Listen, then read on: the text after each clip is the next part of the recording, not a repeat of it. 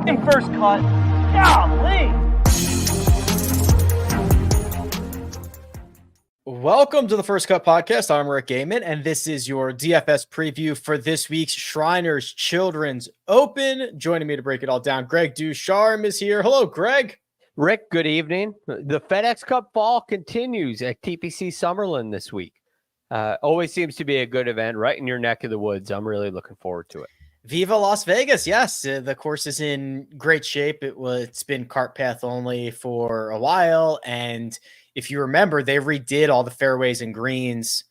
I think it was 2 years ago, and everything is settling. I mean, it is in the best shape as I've ever seen it right now. Yeah, that is awesome. Yeah. The PGA Tour always seems to get these courses in the best of shape, which is awesome. And it makes for a good viewing. You know, we get some firm and fast fairways here, some firm and fast greens. Maybe not that fast, but you know, the ball's definitely bouncing at TPC Summerlin, which is fun to watch. Yeah, we'll go through a little bit of we'll go through the course and all that stuff. I'll share my screen, but Greg, right out of the gate here, this compared to last week has a really strong history, right? We're coming from a golf course that really we've never seen before, hasn't had professional play on it from the men's side of things. And now we're going to a course that the same time of year, every single year, similar strength of field. How much weight should we be putting on guys that have had success or haven't had success at TPC Summerlin? It's a very interesting question.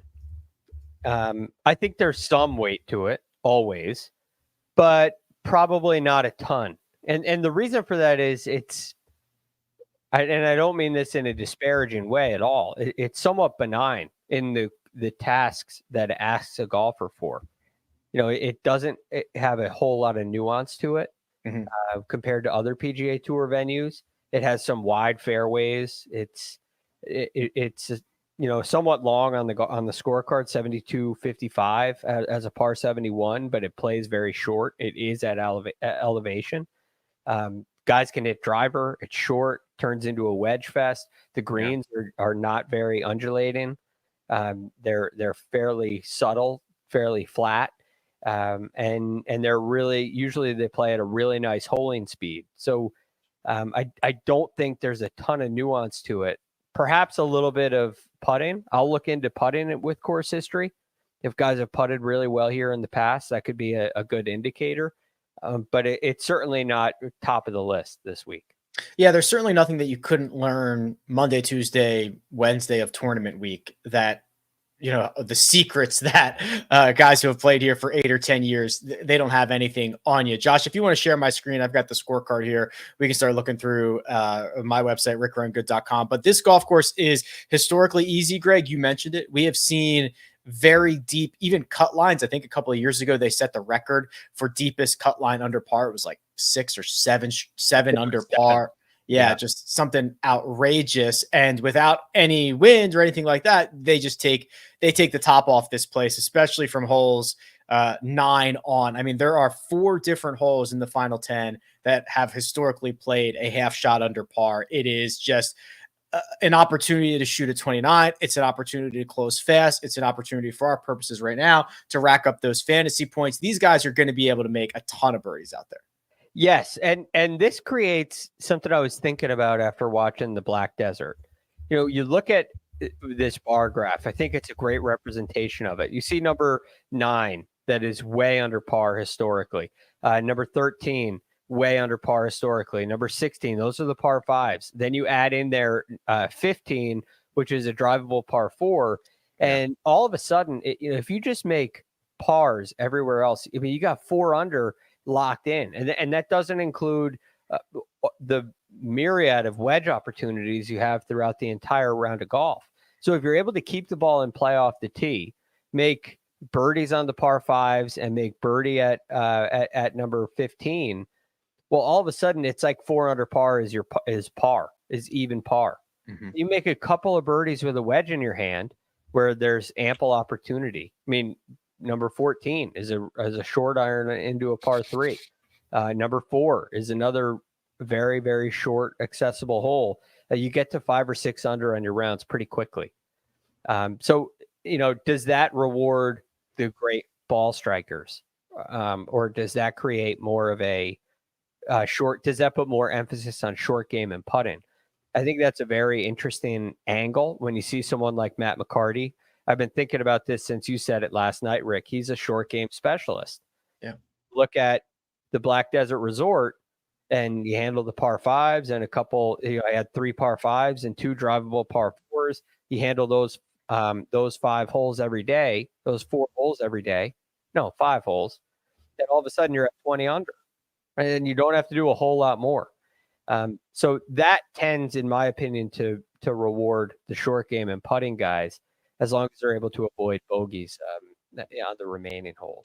Yeah, avoid the big mistake. Avoid the desert. Very similar to last week with the lava rocks. The desert is more in play here than the rocks are in play at Black Desert Resort. I think there was a stat. I don't want to attribute it wrong. I think it was Justin Ray who had the stat about how many guys hit all 18 fairways, all 18 greens. It doesn't happen on the PGA Tour. It happened multiple times last week. Those are a lot. The landing areas are a lot wider. Similar thing here. You're going to have minimal rough. If you miss out on grass or fairway bunker or some type of that landing zone, you are going to be in trouble. But so you'll have to avoid those big numbers in that way, Greg. But like you said, if you keep the ball in play off the tee, if you find any level of turf, it should just be take aim, fire at flags. And would you say, you would know much more about this than me, is the desert here more playable? I know it's in play more. Is it more playable than the lava rocks seem to be? Yeah, outside of number like 6, if you're in the desert on the left, you probably have no chance. But you can get club on ball, and the balls will settle in some spots that are kind of flat. The lava rock, the difficulty with that is it's so jagged in a bunch of different unique directions that you might be able to get the club on the ball, but then you might have it kind of shoot out in front of you a little bit and you can't do anything with it. The desert is you're sitting off rock. We've seen guys pull off great shots out of there. Sung Jae did it a couple of years ago. It is definitely more playable out of the desert. Yes. And there's plenty of room. I mean, these fairways are about 36 yards wide on average in that neighborhood. And then there's some rough as well. So there's plenty of room to avoid the desert for the week. And if you do get in there, you could get out with par or bogey. I mean, you can even make a birdie if you get lucky. So, it's very doable to avoid mistakes. Rick, the greens are also enormous, right? Yes. I mean, 74,000 square feet. I think that's the 4th largest on the PGA Tour.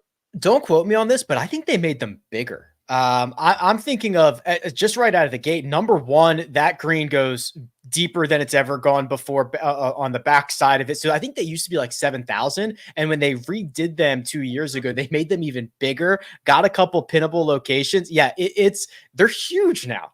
Yes. And as a result, you get extremely high green and regulation percentage. One of my favorite numbers.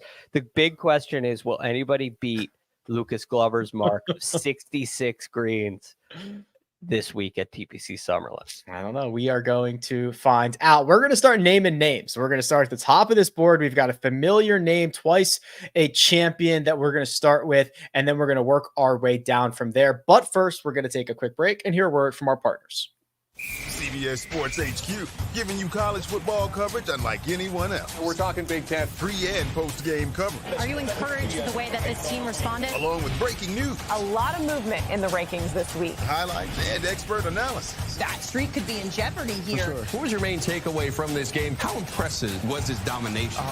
That really changed the football game. Let's go ahead and have some more fun. Another wild ending. The chaos continues. Turn to CBS Sports HQ.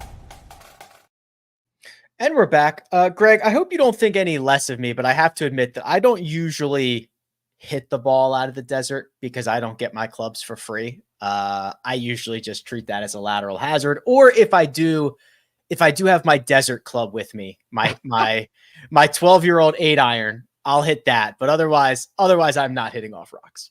I don't think any less of you, as long as you're not just taking a free drop. No. I take the penalty for it, but yes, I'm not going to injure myself, and I'm not going to destroy my golf clubs. Nor should you. So I'm fine with that.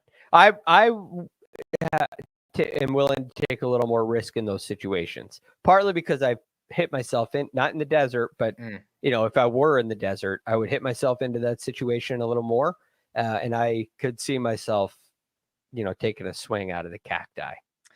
Good for you. Good for you. Josh is asking about that 8-iron. It is it's a TaylorMade burner. So whatever year those came out, it's an 8-iron. It's got to be at least 10 or 12 years old. That's my desert club, and it shows the wear on it because I've used it quite a bit. What do you bring up? Is that a 15th club? So actually right now, normally, yes, but I only have 13 clubs in my bag right now.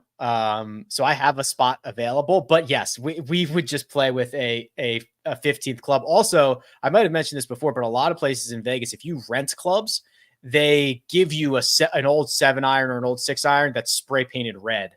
And they say your desert club. Yeah, they say use this out of the desert. Don't use our brand new Titleist or whatever else they have. So it's usually a standard rental set in Vegas is usually 15 clubs with a desert club. Wow, I did not know that. Yeah, I actually, in a way, I don't mind it because it's just for the desert. So I guess that makes some sense. Yeah, and I don't want to hit it anywhere else. Like, it's that old and nasty, right? I only want to just try to advance it like 120 yards back into the fairway. And get out.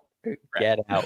Survive in advance. The top of this board, very interesting here. And I'll zoom in a little bit. This is my website, rickrungood.com. I'll get you a good as view as possible here. So Tom Kim leads the way, 10,800. He is twice a champion, back-to-back years at TPC Summerlin. Davis Thompson gets the benefit of the second most expensive golfer at 10,300, and Taylor Pendrith at 10,200. Kim and Pendrith, we just saw at the President's Cup, and Davis Thompson, we saw most recently at the BMW Championships. We've not seen him in action in quite some time. How do you want to take apart the top of the board here?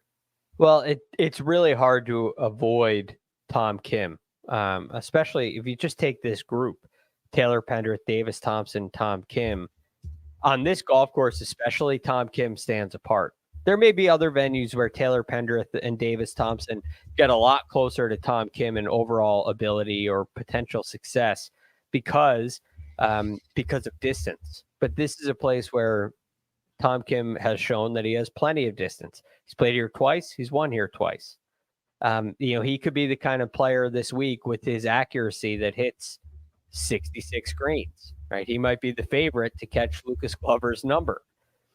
And he is just at an overall level, I think, head and shoulders above the rest of this field, where I'm not even really looking at the attributes for success on the golf course. Like, I think putting is very important this week. It could turn into a putting contest very quick. And Tom Kim's not a great putter, but I do think he can make up for it in other ways, especially his wedge play. He is, if you look at this field from 125 to 150, there's a lot of approach shots that come in that window. Yeah. 100 to 125 as well. Well, Tom Kim's third in this field in proximity in that range. 125 to 150. It just, highlights that's an area of strength for him, and he finds himself in that area a lot this week. Yeah, he does. And I'll tell you what, as I think my default, good or bad, I'm always trying to find a way to not spend on the top guy, especially if his name is not Scotty Scheffler. It's been very rewarding to pay any price they want for Scotty, but I tend to look at the board and say, okay, could I get away with Davis Thompson? Could I get away with Taylor Pendrith? And Greg, I love both of those guys. They're my guys. I still keep coming back to Tom Kim and saying this is a really good golf course on paper for him. He has just dominated it here. I think he's trying to turn the corner a little bit. I just keep coming back to Tom Kim. I do too. And look, if Davis Thompson and Taylor Pendrith were less expensive, if they were 92, 9,300 in that kind of range, and Tom Kim was at 10.8, you could sway me. But they're too close. And I don't think they're that close at this venue.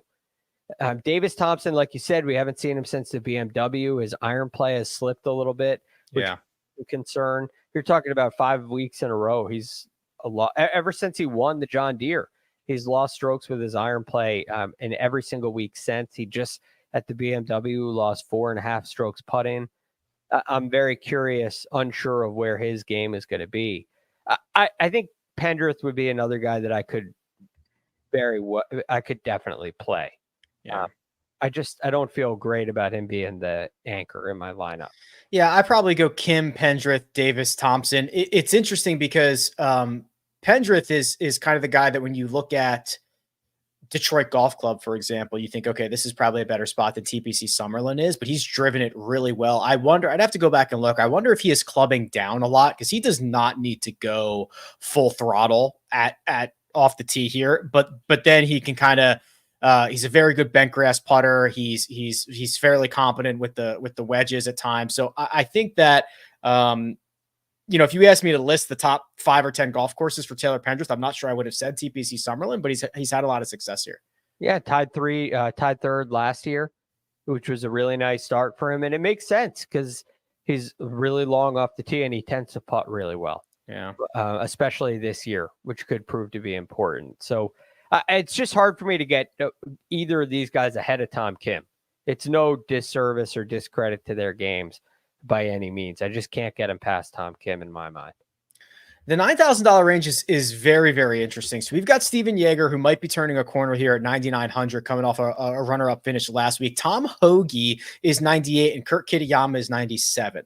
Bo Hostler sits right in the middle at 9,500, and then we round out this group with Seamus Power, Keith Mitchell, Matt McCarty, Eric Cole. So that is all 4 golfers who were in the 10K range last week, Greg, are now all in the 9K range. We've got last week's winner in here. We've got last week's runner-up finisher in here. How would you like to attack this level of golfers? This would be, if you didn't want to play Tom Kim, this would be how you get around it, because you could easily play 2 of these guys.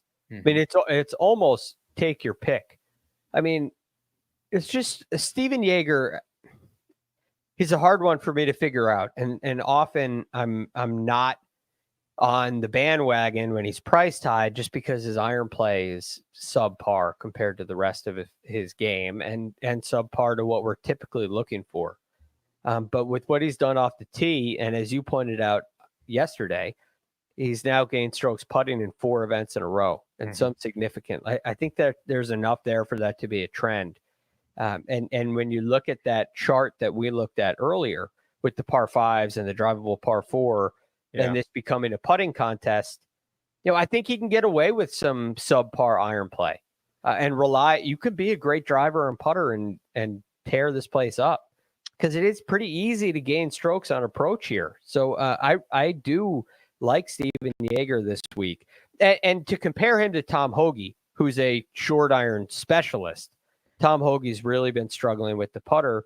He did gain 5 strokes putting at the Pro Core Championship, but that's not the trend that Steven Yeager is on. Right. So I go Yeager over Hoagie in that regard. And I think the interesting thing is that even if you have someone who is a average or below average approach player, tour wise, if they're hitting a bunch of wedges, let's just say average, wedge range from 100 and something yards is like 30 feet. Well, okay, that means he's going to hit some to 18. He's going to hit some to 15. It's not like the difference between hitting it to 30 feet and hitting it to 75 feet when you're coming from farther out, even if you are a below average approach player. So the ability that all these guys can hit wedges to a pretty makeable range enough times that if you are a very good putter and you catch a little bit of heat like Steven Yeager has been doing, you become very dangerous very quickly with that skill set that you talked about, Greg, just driving it and putting it. You get it on those 4 holes, the 3 par 5s and the drivable par 4. You get it up around the green in 2 shots. In a way, it takes out iron play. I mean, yes, you can make eagles with great iron play. That's a possibility. But you can still make 4s on the par 5s if you just get it around the green and get up and down. right? That's not an iron play skill set, even though you might hit iron into the green. And then you just got to hit, if you have 7 more wedge opportunities through the round and you hit one of them in there close and make a 20-footer, you got a really low one going. I think that kind of takes away some of the advantage of Tom Hoagie, who's such a great iron player. And I think it plays right into Jaeger's hands. So I'm in on Jaeger. I think you could even start your lineup with him. The rest of this range. So Kurt Kitayama was a huge question mark, especially for me last week. He played really well for 3 rounds and then kind of saved me and did not play well on Sunday and finished T25. The opposite was true for Seamus Power, who charged up the leaderboard and finished T11. Keith Mitchell missed the cut. Bo Hostler had a quiet T11. Those were the big price players from last week, Greg. Are there opportunities to go back to any one or multiple of them? I think you can go back to Seamus Power for sure. He's been very well-rounded and steady. We've taken him in the $10,000 range the last 2 weeks. This week down at 9,300. I think all of those, the same exact values are there, but you get a little discount on the price. So I'm definitely in on Seamus Power. Kurt Kitayama, he hit the ball great, but I mean, he lost 7.5 strokes putting. It was his worst the worst putting performance of his career. Yeah. Right. That is, and he's been losing strokes putting for a long time. Many weeks. There's a couple where he gained like less than a stroke, but really all year last year, he struggled with the putter. So yeah. I'm not, even though he gained 10.5 strokes approaching the green, if we were going anywhere else, if we were going to Japan this week, a golf course that really highlights iron play like so many do, I would go with him. And I'd write off that putting performance, but I can't do it. So Seamus Power would be an option because he's so well-rounded. I think Bo Hostler is a great option as well. I'm very rarely a Bo Hostler kind of guy. But I think that same principle applies. He can drive it well. I think there's enough room for him when he gets that left miss going. I think he'll be okay. And I really like what he does on the greens. And I like the way that he's been playing lately. So I would say Bo, Seamus, Jaeger, and I think I would add Eric Cole to the mix as well. Yeah, to put a bow on Bo, he's been much better as of late. If you look at his history at TPC Summerlin, he's never lost strokes putting here in 6 trips. He's got 2 7th place finishes. He's never missed a cut. 5 out of those 6 are 35, top 35s or better. So it's a sneaky good opportunity. I'll tell you what, I'm definitely going to be building lineups that are starting here. Because I think that there is a lot of win equity that lives in the 9K range. And Greg, we didn't even talk about the guy who won last week, who is free rolling his career right now, has nothing to lose, is coming from a kind of similar golf course to another one that's going to reward great putting at altitude with just keep it out of the desert and you're going to be fine. I don't know, man. I know it's hard to go to win back-to-back if you're Matt McCarty, but he's won 4 times in his last 10. It's a great point. What am I? Yes, you could definitely play him. Am I going to say that I haven't seen enough? You're right on. You're right on it. Is this just, are we going to get into a, Nick Dunlap situation, or no, because he's 30 years old. 26. 27. That in golf, compared to Nick Dunlap, he might as well be 30. Yeah, he knew he was going to play on tour. It's not the Nick Dunlap turnaround, but that's got to be an extremely emotional win, more so than the Corn Ferry Tour wins. I agree. And if you want to take a week off from Matt McCarty and catch back up with him later, I think that is completely fair. But my point being that this is also a very good setup for him, and it is just another notch in what I think is a very, very rich $9,000 range. Yeah. Yeah, it's a good range. It's hard to really say no to any of those guys. Maybe Keith Mitchell you could say no to. Just because you worry about the putter coming off a miscut. I think he struggled here as well. I'll pull it up, but my hunch tells me he has not played. Yeah, so 4 missed cuts and a T60 in his 5 trips to this event. So we could say no to Keith Mitchell, potentially yes to everybody else. I would be okay with that. I don't think anybody else is a hard no. Like Eric Cole, I know I'm talking about the iron play not really being rewarded, but he gets it done on the greens too. Oh yeah, you know, he's a big time birdie maker, which I really like, and he came in tied 3rd here last year, so he's definitely on the table.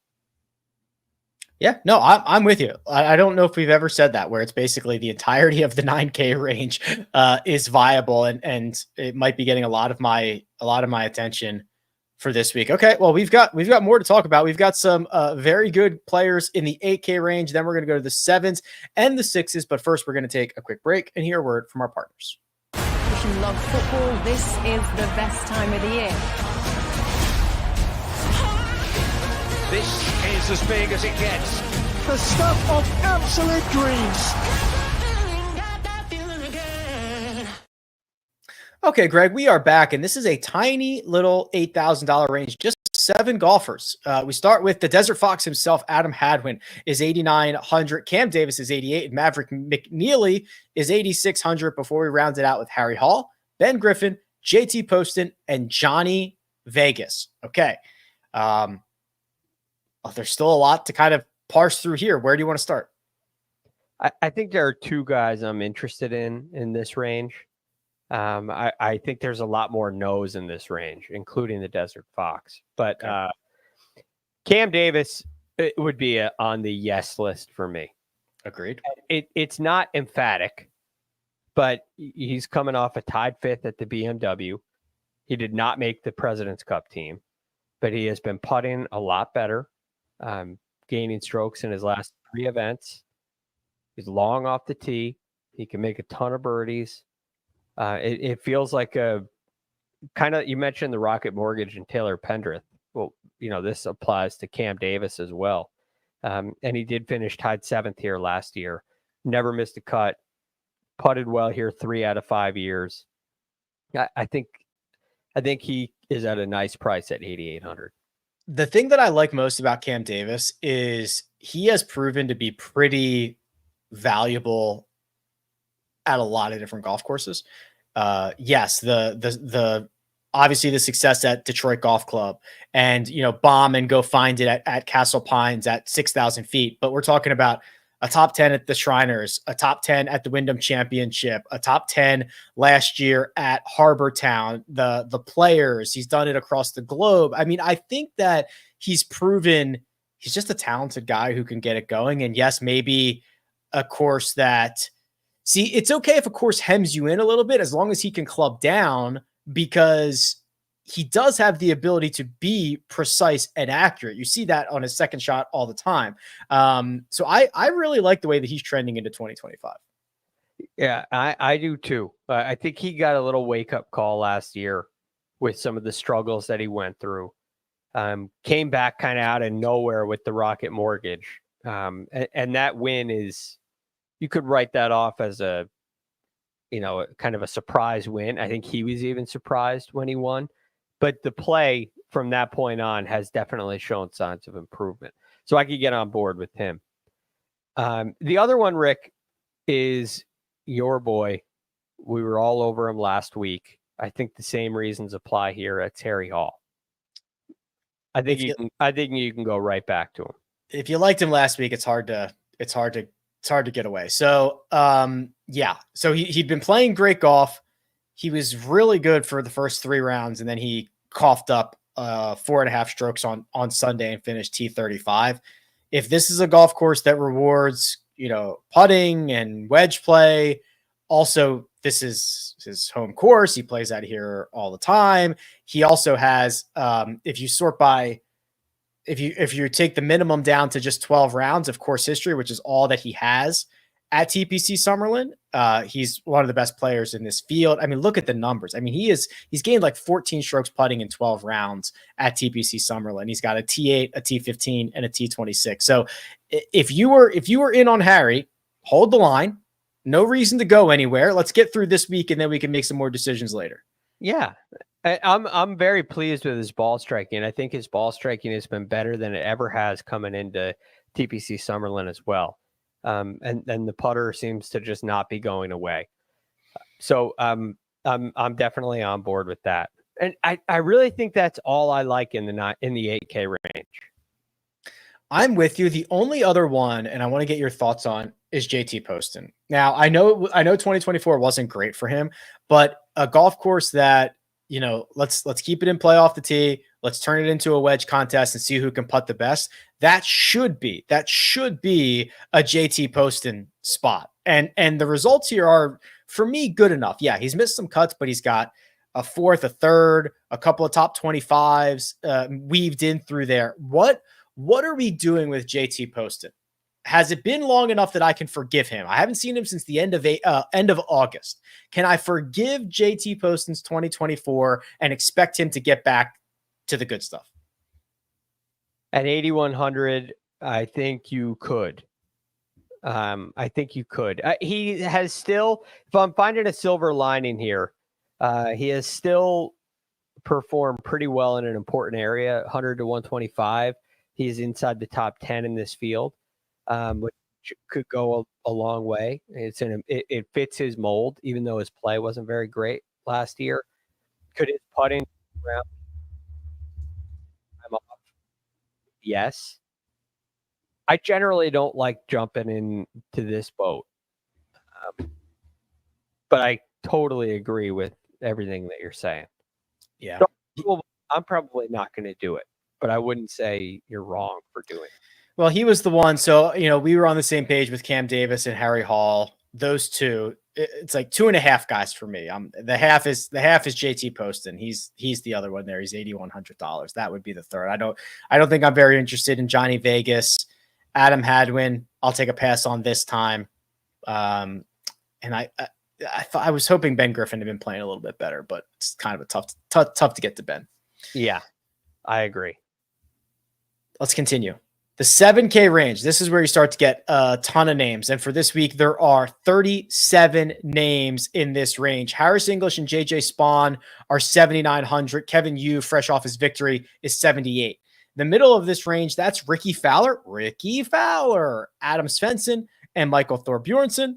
The bottom of this range is Vince Whaley, Mark Hubbard, and Nick Hardy, Greg, who I'll tell you what, thanks to a little bit of a DuCharme nugget, I played a little bit of Nick Hardy in some tier games, and it was quite valuable for me. Yeah, he's playing great. Yeah. We'll get down to him. Okay. All right. I got a lengthy list here. There's so many guys in this range. I think there's a lot of playable names. And the 6K range is slim again. So it's, you know, you look at this combination, 9K, 7K, it feels like that's where a lot of lineups are going to be built. And maybe there's some opportunity to go contrarian, but I think there's going to be a couple guys in your lineup in this 7K range, pretty much no matter whatever build you come up with. I think some of these guys are going to be in here. So JJ Spawn was worried about the WD, the mysterious WD from the Sanderson Farms. That's right. Yeah. He comes back with a T25. And a beautiful one. Yes. A very nice T25. Solid pretty much throughout the bag. Not the best putting week. At this golf course, he's played really well. I mean, he's got 2 T15s. He's got a tied 10th, although that was back in 2017. It missed 2 cuts here, in 7 starts or so. So he has a pretty good record here. And his game, aside from the Sanderson Farms, has been great. I think you can go back to JJ Spawn. Outside of that is one round, which I'm actually not even sure Well, if it's in here, then he completed the round, I think. So, but anyway, what I'm getting at is since July, he's been awesome. Yeah. Except for one round at the Sanderson Farms. And then he withdrew and immediately came back and played well again. I'm with you. JJ Spawn is very, very playable at a very reasonable price. So I'm kind of psyched to see him at 7,900. Continuing on, I think I'm actually going down pretty far here. Okay. To 7,400 to Ben Silverman. Now, look at what Ben Silverman has done with the putter. Wow. Oh my goodness. This So if you're not watching, since Myrtle Beach, which was in May, it is like outrageous. +5, +4, +4, +3, +2, +1. You did lose a week at Tahoe at the Barracuda, and then now you ratchets it up again, +2.5, +1.5, and then at the Pro Core, 8.5 strokes gained with the putter. He is a very, very strong flat sticker. And he's been a very good driver of the golf ball too. In that span, you're talking about, he's lost in 2 events, 3 events with the driver. And in his last 2, he's gained strokes off the tee. Iron play is, average, right around average, which again, I think you can get around this week. I think this could be a really good week for Ben Silverman coming off a T4 at the Pro Core. Yeah, I like that a lot. Okay, so that's 7,400. That's with like Brandon Todd, Emiliano Grillo, amongst others. Where do we go next from here? Yep, continuing down the list, we're going back to the general, Patton Kizzire. Okay, week at the Black Desert.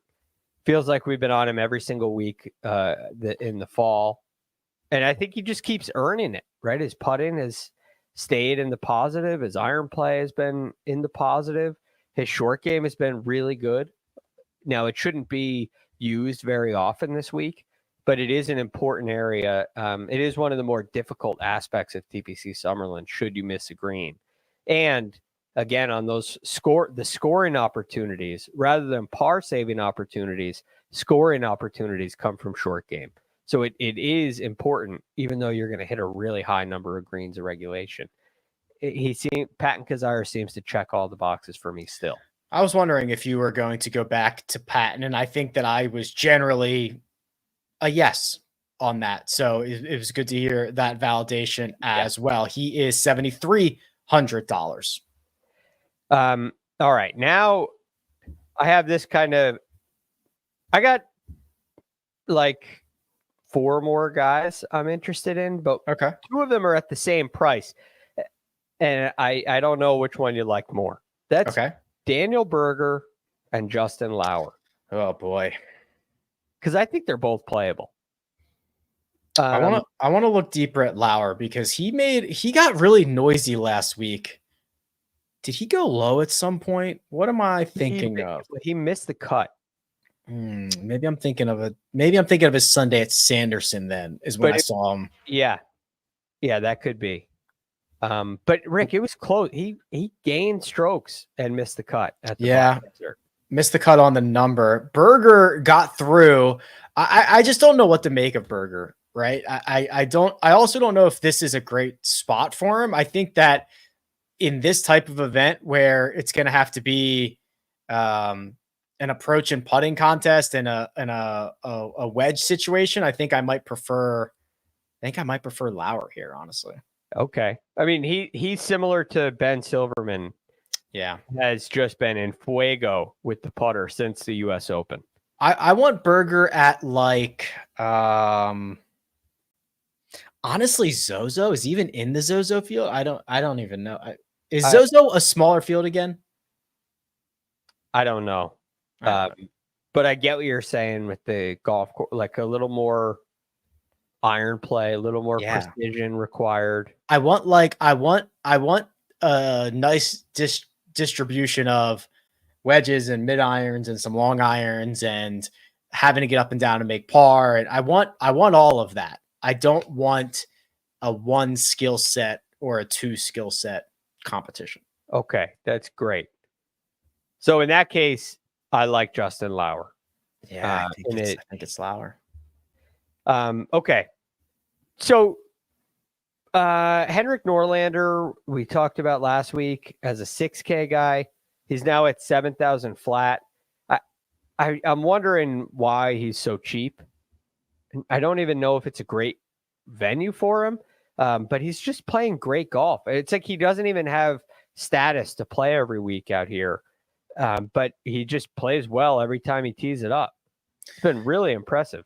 The dangerous thing is that he has picked up 7 strokes putting in his last 8 rounds. That is the area of his game in which he has just coughed up strokes to the field all fall long, basically all year long. And now if that starts to turn around, you're going to see a lot of really good finishes. And those 2 finishes that he's had are T28 and T8. So I'm with you here. It's kind of there's definitely something boiling under the surface. And he's not leaning just on the putter. Correct. Right? He is hitting it really well as well. So look, at $7,000, it could be worth the risk, because if there is something brewing with the putter and this thing stays hot, he has win equity in a crazy way. And if it goes the other way, hopefully you get a made cut out of it or something like that. But he's just been very consistent. That leaves us with Nick Hardy. Yeah. Thank you very much, Greg. Thank you very much, Nick Hardy. Look at these numbers. Since the Canadian Open, he has not lost strokes from tee to green, and a lot of these are big gains. Now, over his last 3, he's been in aggregate positive putter. That's the fall portion of the schedule. T50, T28, T8. There's only a few more spots to go here, Greg. Look, I'm not sure if it's a great setup for him or a great venue for him, but for a long time, I think the first time I saw Nick Hardy was at Brookline when we were at the U.S. Open. Remember that? He was wearing his he had his wrist taped in like University of Illinois colors or something like that. I remember that vividly. Yeah. And I was thinking, this kid is so good. Yeah. And then we just get underperformance after underperformance. And then you get random with another underperformer. Yeah. Davis Riley. So, it's kind of been a bizarre road, but I always look and follow him and see if something's turning. I do think something's turning now. While I don't think it's a great venue, I think his play has been solid enough to warrant a click at 7,000 flat. What we know is that golf is not linear. These guys do not always get better or always get worse. It is a lot of different routes to get where they're going. And I've seen at least 6 months of foundation building. And now recently here in the fall, things are starting to come together for Nick Hardy. So I will be now following him every week as well. Yes. And hopefully we get another good one out of him, because it's fun to watch this kind of improvement. I always enjoy it. And I always click on those guys. Probably a lot less exciting names in the 6K range. The top, though, gets us Joe Highsmith, who we talked about quite a bit on Sunday night. That was off a T6. Lee Hodges is coming off of a T8. And then the middle of this $6,000 range is Nate Lashley, Martin Laird, Alexander Bjork, and then the min-priced golfers, Kevin Kisner's back in the field, Danny Willett, Camilo Villegas, and a variety of other names. What do you got, Greg? Well, you look through here and there's very little that you want to play, that you want to go with. I think if you look a little deeper, there are a few options. And it's also important to remember when you look up at the leaderboard on Sunday, you got to pick out the 6K guys, because it seems like they're always there. Mm-hmm. Regardless of form. So it's an important range to dive into, even though this isn't overly impressive. The first one that jumped out to me as an option was Grayson Sigg. He's at 6,700. Not a guy I play very often, but We've been showing some volatility with his approach play and his short game and putting. He's got a T4 at the Pro Court, a T11 last week at the Black Desert. Maybe he can keep something rolling. His fall's been a lot better. I mean, even the miscut at Sanderson Farms, he missed it by a stroke, and that's the other two events have been awesome. And he has 3 events here. He's made the cut in all 3. His worst finish is T47. His best finish is T28. Which was last year. You always like to see that. Yeah, it helps. It's not too good, but it's not bad either. Correct. Exactly. He's got room for improvement. Exactly. So he's an option. Another one is Trace Crow. Trace Crow, I think he kind of has this ability to show some like dark green skill sets. By that I mean he can really like get hot with his iron play, get hot with his putting. He's got a good short game too. Maybe a little wild off the tee. But I like what I'm seeing out of him. He made a mini run. The 3M T24, the Wyndham T7. He's made 4 out of his last 5 cuts. The only one he missed was in Napa to start the fall. He's made each of his last 2 cuts. They haven't been great, but he's been around on the weekends. Yeah, I remember that run he made at the Wyndham. Yeah, I was going to say he played well on Sunday as well. Got off to a good start, closed well. He just didn't play well on Saturday. Other than that, it was a very good week for him to finish T7. Okay, Trace Crow's interesting. You got anybody else? This is also where I start to look at some of the stats, like the stats that I generally never use, but proximity buckets. Yeah. Okay. Trace Crow is 12th in this field from 100 to 125. So just trying to get an idea, like, is he a good wedge? I know what his iron play looks like from a strokes gain perspective, but maybe we get a little extra in a specific area. And it seems like wedge play is an advantage for him. Which brings me to the game. How low would you go? Oh, how low would you go? And the answer to that is 6,400. And strokes gain doesn't look good. So I'm with you. It's Roger Sloan. Roger Sloan, it just does not look very good. But he's gained strokes putting in his last 2. Here at this venue, he's missed the cut 3 out of 3 times. Perfect. But he is, if you're into statistics, 2nd in the field from 100 to 125 and 6th from 125 to 150. You couple that with 3 out of the last 4 weeks, he's putted pretty well. Maybe there's, a shot in the dark there. He has also never, I shouldn't say never, but at least in like 2 years, has never been more than 2% owned. So you are definitely going to get him almost to your lonesome. And he has made, let's see here, 4 cuts in a row. Yes, 4 cuts in a row dating back to the Wyndham Championship. I'll tell you how low I'll go, Greg. It's all the way down to the bottom. It's Dan McCarthy. Really? Yeah. So here's the thing. Look at the names in the $6,000 range. Kevin Kisner, who will probably shoot 79-81. Danny Willett, who I think was dealing with injury, has not made a cut in what feels like forever. It's been 3 starts, but that was a T48.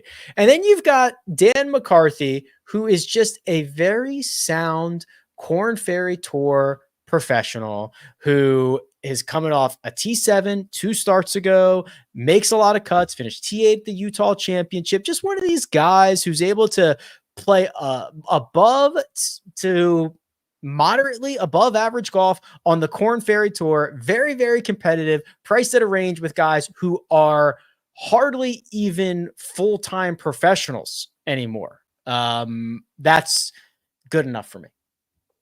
You love the KFT guys. Love the KFT guys. And would have done well for you last week. Would have done well for you. So, hey, Dan McCarthy, we got, McCarthy. Maybe there's something going Can I here. play a whole... confusing. I could play McCarthy, McCarty, McNeely, McCormick. That's all I could do. Okay, the Mick lineup, and then you had Tom Kim in there, and then Tom Kim, yeah, and I'll be good to go. And then Right. whoever, whatever I have left, I'll be ready to rock and roll.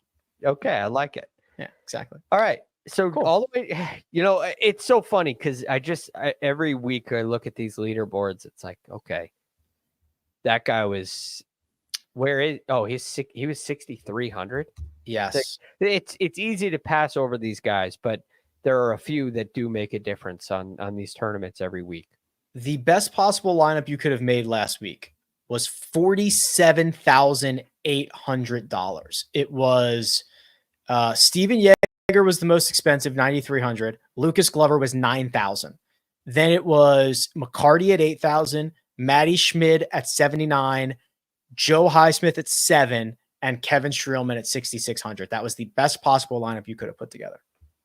Could you imagine putting that together? No, and I'm looking at it, and no, I could not have imagined any scenario in which I could have clicked McCarty and Glover. You could have convinced me to get Yeager. In no world would I have clicked Kevin Streelman's name ever. Probably not Joe Highsmith's name.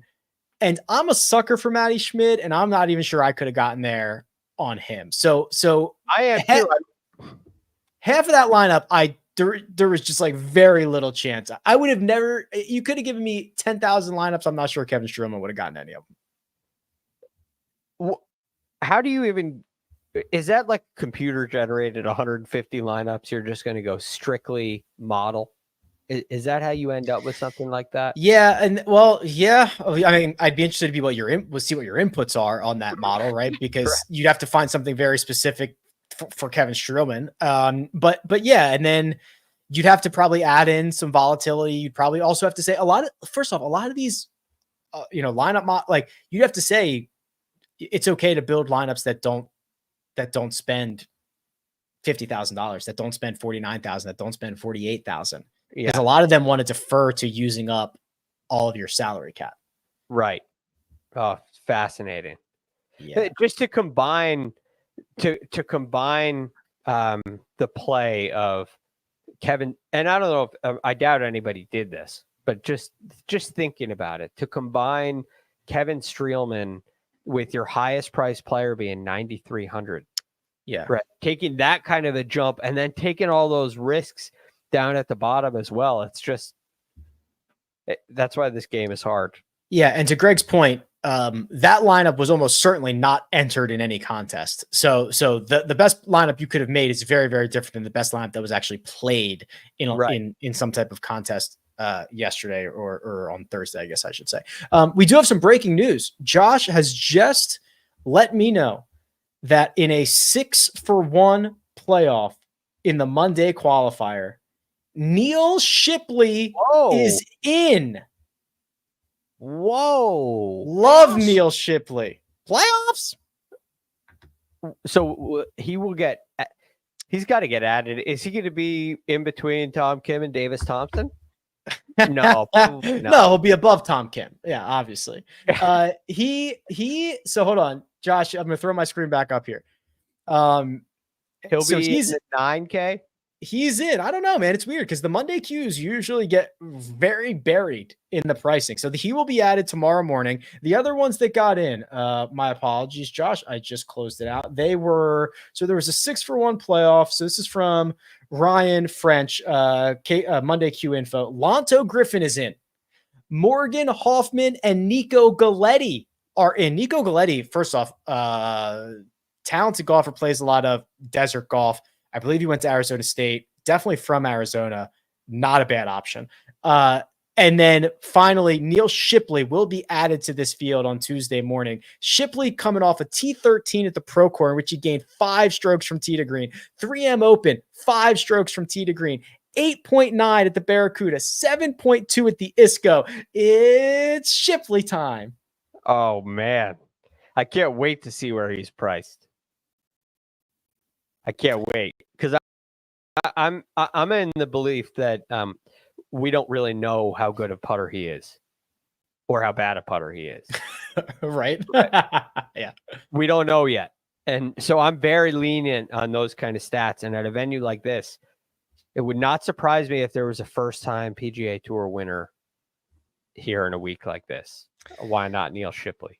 Those Monday Qs are almost always just jammed into the middle of the 6K range. Now, I don't think they can do that with Shipley because they might just follow what the, but like, I mean, realistically, where would you put him? Let me open this back up. I probably got a little more excited when I heard his name than I needed to. I think you're probably looking at right there with like Hadwin and Davis. Would that be fair? Like high, maybe like 9,000 along with Eric Cole, or 8,900 along with Hadwin. I think that he's going to be a lot cheaper than that. Where would you put him? I would put him at 8,200, but I think he might be like 7,500. Really? Here's the thing. He might he's still an amateur, right? Or did he turn pro? No, he's pro. Okay. So, but he doesn't have status yet, right? So he's trying to Monday Q into stuff. He's only got a handful of starts. Can you put him above the guy who just won his last start, Kevin Yu? Can you put him above JJ Spawn, who we've agreed has been very, very good? I mean, where, I don't know. There is just some line. Like I can definitely put him above Ricky Fowler, but I'm not sure I can put him above Kevin Yu. So that puts him at like $7,700. Okay. It's very good reasoning. But I'm also like, how is he not above Adam Hadwin? How is he not above JT Poston? Because if he was if he was better than those guys, he'd be in this field already. Yeah. But I agree that he probably is better than those guys. And it's just the nature of college last year. It's just the nature of his status situation. But I also don't think that on a Monday Night Football and I don't think DraftKings will even spend this much time thinking about it as we have. I think they will just slap those four guys in somewhere. All right. Well, that could be very advantageous. You might get a discount. Well, so what's the mark where you think it's a discount? Is it if he's below what? It's a discounted price for Neal Shipley. So I don't think I could conceivably get him above Harry Hall, which is 8,400. So if he is below 8,400, I think you're getting a deal. Okay. 8,400 is the line. I can get on board with that. Yeah, that's what I think. That is fair. We still have a lot to learn about Neal Shipley. I've been very impressed with what I've seen so far, but we got to see some more. All right. I think that's fair. So Neal Shipley below 8,400, auto click, create, just lock him in, generate 150 lineups. 100. Yeah, actually I will write it down too, because I'll forget. $8,400 is what I said. Let's see where Neal Shipley comes out. Okay. All right.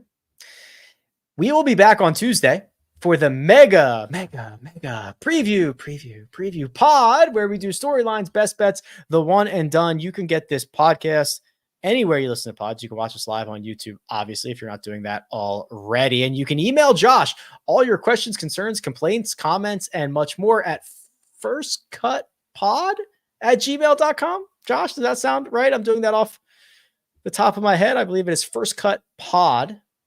Cast. You know what? Podcast? firstcutpodcast@gmail.com.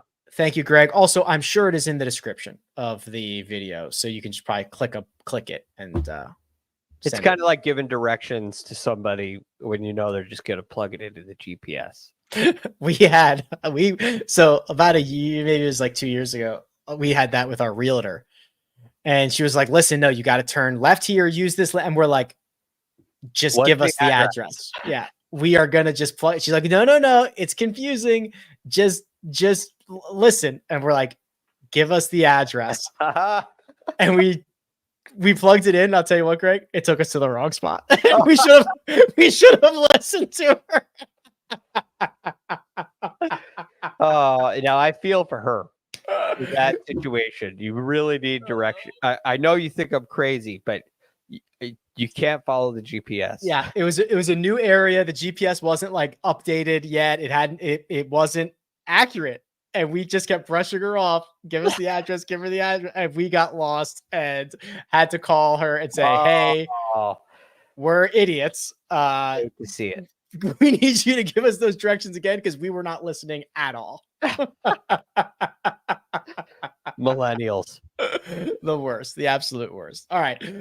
Tuesday show, Sunday show for Shriners this week. Big thanks to producer Josh. He does all the hard work behind the scenes. Greg DuCharme is available at The Real GFD. You can find me at Rick Run Good. This has been The First Cut. We'll catch you next time.